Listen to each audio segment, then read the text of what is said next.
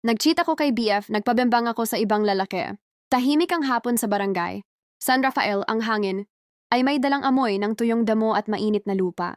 Malapit na ang semester break, kaya karamihan sa mga estudyanteng galing. Maynila ay nagsiuwian na sa kani-kanilang bayan. Isa na roon si Lea, 21 taong gulang, na pansamantalang nagpapahinga sa bakasyon kasama ang nobyong si Kenji. Ngunit wala si Kenji ngayon, nasa Maynila pa rin, abala sa internship. Kaya't si Lea, kahit pa nagbabakasyon, ay madalas mag-isa sa lumang bahay ng lola niya. Doon niya muling nakasalubong si Marco. Si Marco ang kababata niyang minsan na ring naging dahilan ng kanyang pagkalito. Mapagkumbaba, tahimik, pero matalim ang titig. Isa siyang engineering student sa parehong universidad at pansamantalang umuwi rin sa probinsya dahil sa pagkawala ng kanyang ama. Isang hapon nadatnan ni Lea si Marco sa may likod bahay, abalang nag-aayos ng sirang gripo. "Uy, ikaw pala!" bati niya, habang pinupunasan ng pawis sa leeg. "Grabe, hindi ka na nagparamdam sa campus?" Sabay ngiti ni Marco, hindi inaalis ang tingin sa kanya. May kung anong biglang kirot sa dibdib ni Lea.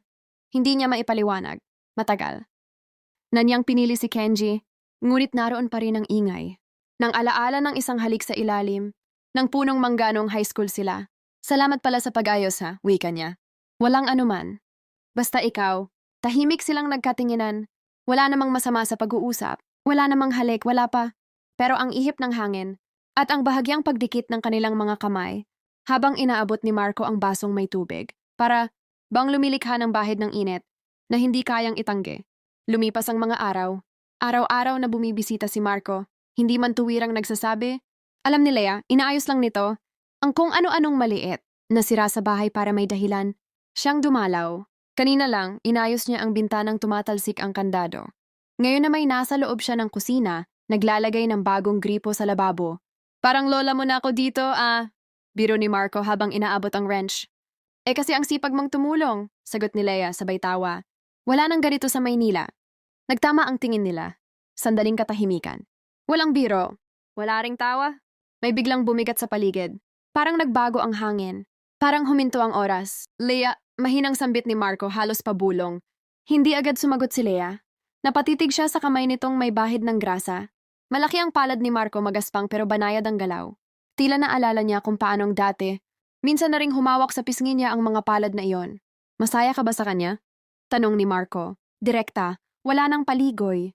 Napatigil si Lea. Hinaplos ng daliri niya ang gilid ng baso.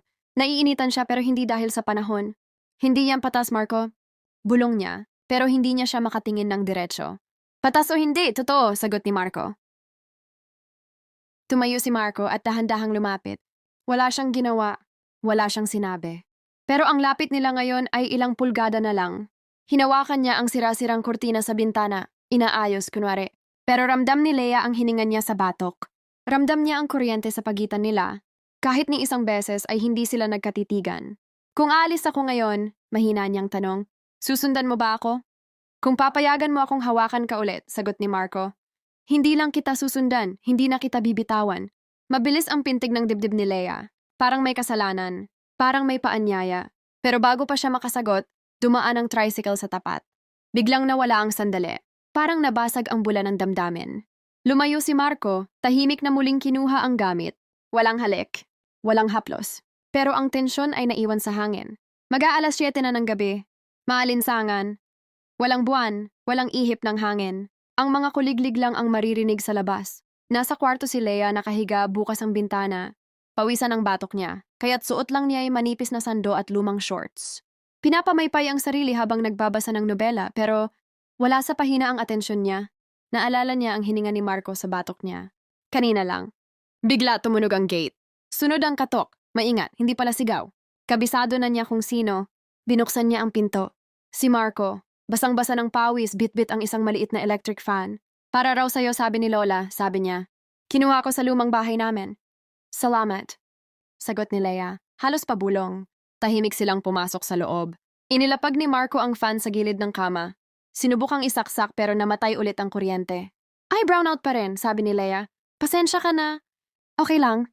Maalinsangan talaga. Hindi siya umalis agad. Tumayo siya sa gilid ng kama, pinapawisan ng noo. Dahan-dahan siyang naupo sa sahig sa tabi ng kama. Magkalapit lang sila, masyadong malapit. Sa katahimikan, tumunog ang tiktik ng lumang orasan. Sa bawat segundo, parang lumalapit ang hangin sa pagitan nila. Alam mong mali to, di ba? Tanong ni Leia. Pilit tumatawa pero nanginginig ang boses. Oo, pero hindi ko kayang hindi ka tingnan. Dahan-dahan niyang inangat ang tingin. Nakatingin si Marco sa kanya na parang wala nang bukas. Hindi marahas. Hindi mapilit. Pero malinaw, may pagnanasa. Hindi lang sa katawan niya, kundi sa damdaming ayaw nilang pangalanan. Unti-unti siyang lumapit. Walang halik pa, walang hawak pa. Ngunit nang magsalubong ang kanilang hininga, parang sumabog ang katahimikan. Ang unang haplos ay sa braso ni Leia. Marahan parang tanong kung pwede. Pwede ba? Mahina niyang tanong. Walang sagot. Pero hindi na siya tumanggi. Nang hawakan ni Marco ang mukha niya, para bang huminto ang mundo. Dito nagsimula ang bagyong matagal ng kinikimkim. Ang halik ay hindi agad mapusok, banayad, puno ng ingat, parang may takot na baka maglaho kung bibiglain. Ngunit sa bawat segundo, unti-unti itong naging mas malalim. Gumalaw ang kamay ni Leia sa batok ni Marco, hinila siya ng kaunti. Dumikit ang katawan nilang kapwa basang-basa ng init. Humaplos ang kamay niya sa gilid ng tagiliran nito, ramdam ang tigas ng bawat hibla ng laman. Hindi nila tinapos ang gabi sa salita. Ang gabi ay hindi nasukat sa oras, kundi sa bawat buntong hininga, sa bawat daing na pinigilan, sa bawat sandaling alam nilang bawal, pero totoo. Madaling araw, tahimik ang paligid, dumaan ang isang tricycle sa labas, humalik sa katahimikan ang mahinang tunog ng makina, at saka muling lumubog ang lahat sa katahimikang parang bigat sa dibdib. Nagmumulat si Leia. Nakatalikod siya kay Marco. Magkayakap pa rin sila, balat sa balat, ngunit ramdam niya ang distansyang hindi kayang sukatin ng katawan. Hindi niya alam kung ano, ang mas malakas, ang tibok ng kanyang puso o ang bigat sa kanyang sikmura. Dahan-dahan siyang bumangon.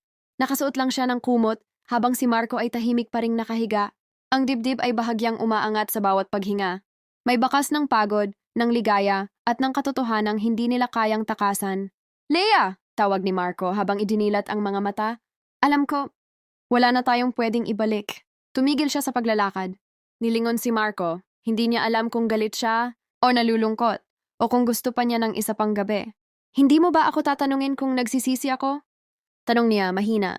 Tumayo si Marco, naglakad papunta sa kanya. Wala silang saplot. Walang proteksyon ng salita, ang damdamin, ang katawan. Ngunit sa pagitan nila, naroon ang latak ng nakaraang gabi, ang init na ayaw pang tuluyang mawala. Hinaplos ni Marco ang pisngi niya. Mainit pa rin ang palad nito. Hindi ko kailangan tanungin, ramdam ko.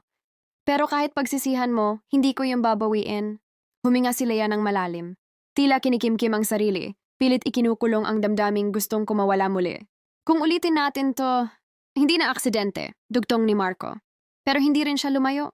Marahan, parang unang beses ulit hinalikan siya ni Marco, walang pagmamadali. Isang halik na puno ng tanong, ng panunubok, kung papayagan ba siya ulit.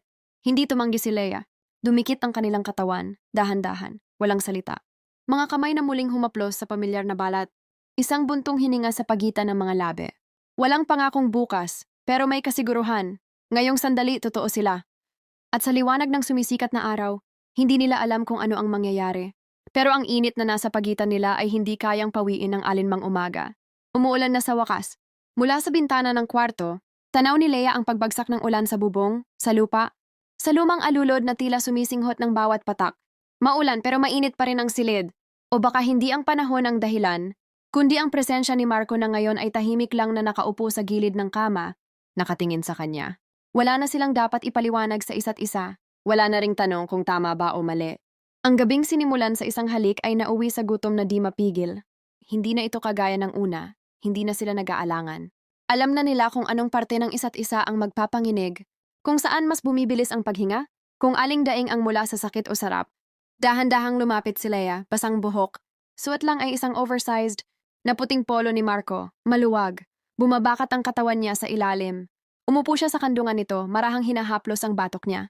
Huwag ka munang umalis, bulong niya, habang ang labi niya ay dumampi sa tenga nito. Hindi pa ako tapos. Hinawakan siya ni Marco sa baywang, hinapit ng dahan-dahan. Hindi magaspang, kundi mapanukso, parang inaaral muli ang bawat pulgada ng balat niya. Mainit ang palad ni Marco habang gumagapang ang mga daliri mula hitapakyat. Hindi nila kailangang magmadali. Wala silang tinatakasan. Ngayon, tinatanggap na nila ang init sa pagitan. Isinandal ni Leia ang sarili sa dibdib ni Marco.